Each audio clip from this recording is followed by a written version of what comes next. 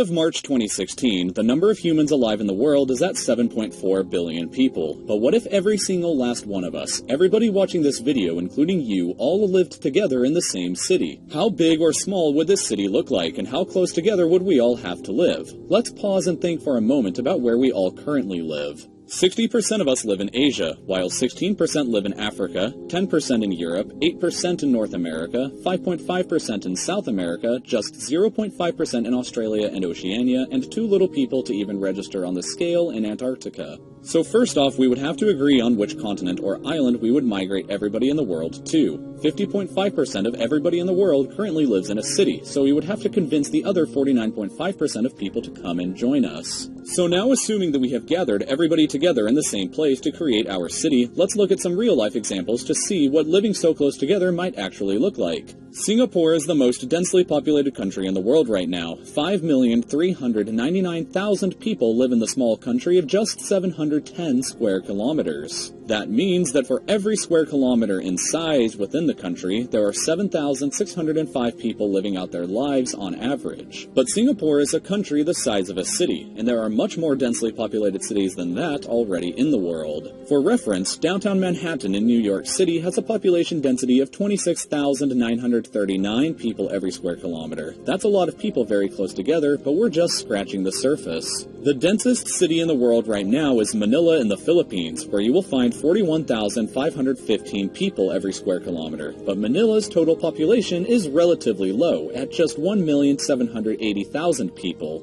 The density of people is just so high because they all live together in such a small space. The biggest concentration of people in one place anywhere in the world can be found here in Japan, the Tokyo metro area, home to 36,923,000 people. To put into perspective just how enormous Tokyo is, I'm going to show you two examples to illustrate the point. First, this is an image of the United Kingdom with the area of the Greater London Metro highlighted in red.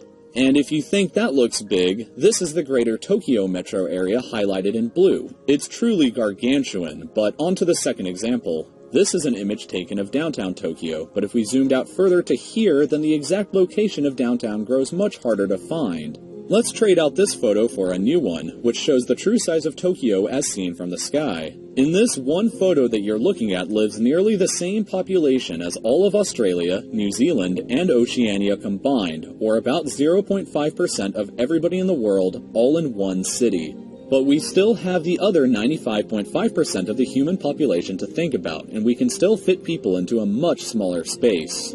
Right now in 2016, the highest concentration of people living in a smaller place than a city is probably within the city of Mumbai, India. Located within the city is a slum called Dharavi, which is an area just 2.17 square kilometers in size. If we think about that size and compare it to Central Park in New York City, the Dharavi slum would only take up 64% of the same size, or not even 2/3 of the area. And living in that cramped, tiny space are anywhere between 700,000 to 1 million people. Averaging out those numbers, we get 391,705 people every square kilometer. Now, this number here is the highest number of people in the world today that live in a square kilometer. As recently as the 1980s, however, there was a place that was somehow even more frighteningly claustrophobic. The most densely populated place known in history was the Kowloon Walled City, which was located here in Hong Kong. To get some kind of idea of what we're going to be talking about, this image is an aerial view of the city from 1987.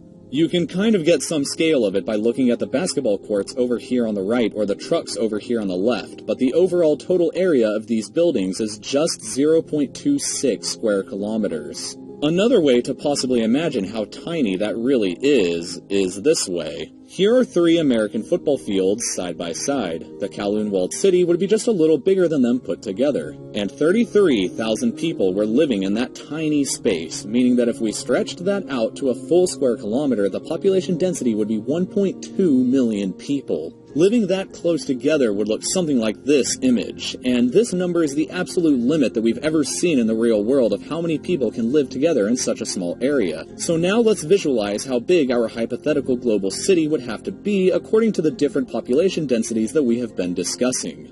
First, let's imagine something a little comfortable. Let's take the city of New Orleans in Louisiana, whose population density is about 784 people per square kilometer. On that scale, our global city would be about the same size as roughly the continental United States. If we moved on to the density of, say, Austin, Texas, we would be looking at a city that is about the size of Australia with room left to spare.